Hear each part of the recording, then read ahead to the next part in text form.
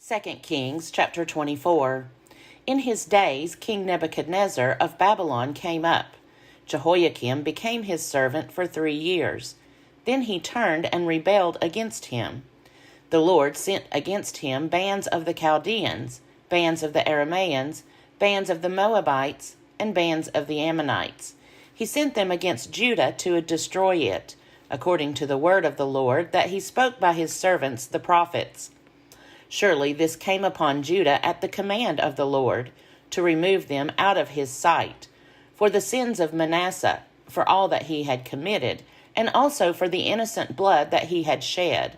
For he filled Jerusalem with innocent blood, and the Lord was not willing to pardon. Now the rest of the deeds of Jehoiakim, and all that he did, are they not written in the book of the annals of the kings of Judah? So Jehoiakim slept with his ancestors. Then his son Jehoiachin succeeded him. The king of Egypt did not come again out of his land, for the king of Babylon had taken over all that belonged to the king of Egypt, from the Wadi of Egypt to the river Euphrates. Jehoiachin was 18 years old when he began to reign. He reigned 3 months in Jerusalem. His mother's name was Nehushta, daughter of Elnathan of Jerusalem. He did what was evil in the sight of the Lord, just as his father had done. At that time the servants of King Nebuchadnezzar of Babylon came up to Jerusalem, and the city was besieged. King Nebuchadnezzar of Babylon came to the city, while his servants were besieging it. King Jehoiachin of Judah gave himself up to the king of Babylon, himself, his mother, his servants, his officers, and his palace officials. The king of Babylon took him prisoner in the 8th year of his reign. He carried off all the treasures of the house of the Lord, and the treasures of the king's house. He cut in pieces all the vessels of gold in the temple of the Lord, which King Solomon of Israel had made. All this as the Lord had foretold. He carried away all Jerusalem, all the officials, all the warriors, 10,000 captives, all the artisans and the smiths. No one remained, except the poorest people of the land.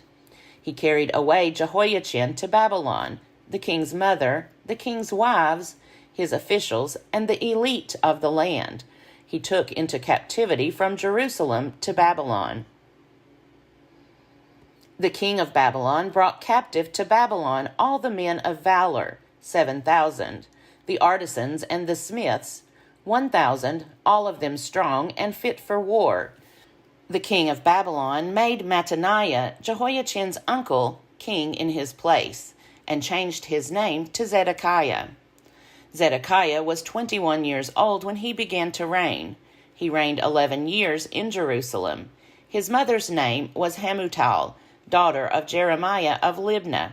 He did what was evil in the sight of the Lord, just as Jehoiakim had done. Indeed, Jerusalem and Judah so angered the Lord that he expelled them from his presence. 2 Kings chapter 25. Zedekiah rebelled against the king of Babylon, and in the 9th year of his reign, in the 10th month, on the 10th day of the month, King Nebuchadnezzar of Babylon came with all his army against Jerusalem, and laid siege to it. They built siege works against it all around. So the city was besieged until the 11th year of King Zedekiah. On the 9th day of the 4th month, the famine became so severe in the city that there was no food for the people of the land. Then a breach was made in the city wall.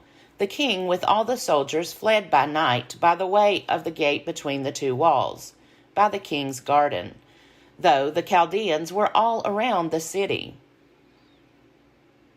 They went in the direction of Arabah, but the army of the Chaldeans pursued the king and overtook him in the plains of Jericho. All his army was scattered, deserting him. Then they captured the king and brought him up to the king of Babylon at Riblah, who passed sentence on him. They slaughtered the sons of Zedekiah before his eyes, then put out the eyes of Zedekiah. They bound him in fetters and took him to Babylon. In the 5th month, on the 7th day of the month, which was the 19th year of King Nebuchadnezzar, king of Babylon, Nebuzaradan, the captain of the bodyguard, a servant of the king of Babylon, came to Jerusalem. He burned the house of the Lord, the king's house, and all the houses of Jerusalem. Every great house he burned down. All the army of the Chaldeans who were with the captain of the guard broke down the walls around Jerusalem. Nebuzaradan, the captain of the guard, carried into exile the rest of the people who were left in the city, and the deserters who had defected to the king of Babylon, all the rest of the population. But the captain of the guard left some of the poorest people of the land to be vine dressers and tillers of the soil. The bronze pillars that were in the house of the Lord, as well as the stands and the bronze sea that were in the house of the Lord, the Chaldeans broke in pieces, and carried the bronze to Babylon.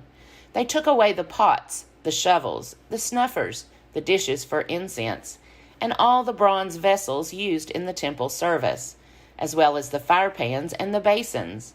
What was made of gold the captain of the guard took away for the gold, and what was made of silver for the silver. As for the 2 pillars, the one sea, and the stands, which Solomon had made for the house of the Lord, the bronze of all these vessels was beyond weighing. The height of one pillar was 18 cubits, and on it was a bronze capital. The height of the capital was 3 cubits. Latticework and pomegranates, all of bronze, were on the capital all around. The 2nd pillar had the same, with the latticework. The captain of the guard took the chief priest, Seraiah, the 2nd priest, Zephaniah, and the 3 guardians of the threshold. From the city he took an officer who had been in command of the soldiers, and 5 men of the king's council, who were found in the city. The secretary, who was the commander of the army, who mustered the people of the land, and 60 men of the people of the land who were found in the city.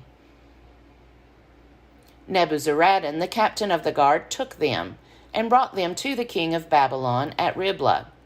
The king of Babylon struck them down and put them to death at Riblah, in the land of Hamath. So Judah went into exile out of its land. He appointed Gedaliah, son of Ahikam, son of Shaphan, as governor over the people who remained in the land of Judah, whom King Nebuchadnezzar of Babylon had left. Now, when all the captains of the forces and their men heard that the king of Babylon had appointed Gedaliah as governor, they came with their men to Gedaliah at Mizpah, namely, Ishmael, son of Nethaniah, Johanan, son of Kareah, Seraiah, son of Tanhumeth, the Netophathite, and Jazaniah, son of Miccathite. Gedaliah swore to them and their men, saying, "Do not be afraid because of the Chaldean officials. Live in the land, serve the king of Babylon, and it shall be well with you." But in the 7th month, Ishmael, son of Nethaniah, son of Elishama, of the royal family, came with 10 men. They struck down Gedaliah so that he died, along with the Judeans and Chaldeans who were with him at Mizpah. Then all the people, high and low, and the captains of the forces, set out and went to Egypt, for they were afraid of the Chaldeans. In the 37th year of the exile of King Jehoiachin of Judah, in the 12th month, on the 27th day of the month, King Evil-Merodach of Babylon, in the year that he began to reign, released King Jehoiachin of Judah from prison. He spoke kindly to him and gave him a seat above the other seats of the kings who were with him in Babylon. So Jehoiachin put aside his prison clothes. Every day of his life he dined regularly in the king's presence. For his allowance, a regular allowance was given him by the king, a portion every day as long as he lived.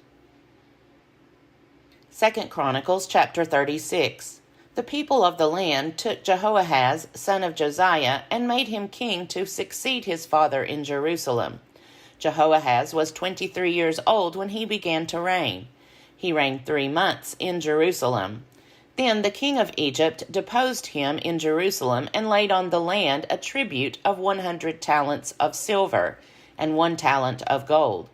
The king of Egypt made his brother Eliakim king over Judah and Jerusalem, and changed his name to Jehoiakim. But Necho took his brother Jehoahaz and carried him to Egypt. Jehoiakim was 25 years old when he began to reign. He reigned 11 years in Jerusalem. He did what was evil in the sight of the Lord his God. Against him King Nebuchadnezzar of Babylon came up, and bound him with fetters to take him to Babylon. Nebuchadnezzar also carried some of the vessels of the house of the Lord to Babylon, and put them in his palace in Babylon. Now the rest of the acts of Jehoiakim, and the abominations that he did, and what was found against him, are written in the book of the kings of Israel and Judah. And his son Jehoiachin succeeded him. Jehoiachin was 8 years old when he began to reign. He reigned 3 months and 10 days in Jerusalem. He did what was evil in the sight of the Lord. In the spring of the year, King Nebuchadnezzar sent and brought him to Babylon, along with the precious vessels of the house of the Lord, and made his brother Zedekiah king over Judah and Jerusalem. Zedekiah was 21 years old when he began to reign. He reigned 11 years in Jerusalem. He did what was evil in the sight of the Lord his God. He did not humble himself before the prophet Jeremiah, who spoke from the mouth of the Lord. He also rebelled against King Nebuchadnezzar, who had made him swear by God. He stiffened his neck and hardened his heart against turning to the Lord, the God of Israel. All the leading priests and the people also were exceedingly unfaithful, following all the abominations of the nations. And they polluted the house of the Lord that he had consecrated in Jerusalem. The Lord, the God of their ancestors, sent persistently to them by his messengers, because he had compassion on his people and on his dwelling place.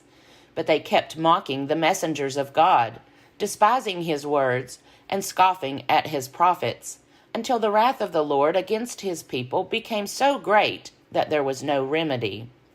Therefore he brought up against them the king of the Chaldeans, who killed their youths with the sword in the house of their sanctuary, and had no compassion on young man or young woman, the aged or the feeble. He gave them all into his hand. All the vessels of the house of God, large and small, and the treasures of the house of the Lord, and the treasures of the king and of his officials, all these he brought to Babylon. They burned the house of God, broke down the wall of Jerusalem, burned all its palaces with fire, and destroyed all its precious vessels. He took into exile in Babylon those who had escaped from the sword, and they became servants to him and to his sons until the establishment of the kingdom of Persia, to fulfill the word of the Lord by the mouth of Jeremiah, until the land had made up for its Sabbaths. All the days that it lay desolate, it kept Sabbath, to fulfill 70 years. In the first year of King Cyrus of Persia, in fulfillment of the word of the Lord spoken by Jeremiah, the Lord stirred up the spirit of King Cyrus of Persia, so that he sent a herald throughout all his kingdom, and also declared in a written edict. Thus says King Cyrus of Persia, "The Lord, the God of heaven, has given me all the kingdoms of the earth, and he has charged me to build him a house at Jerusalem, which is in Judah. Whoever is among you of all his people, may the Lord his God be with him. Let him go up.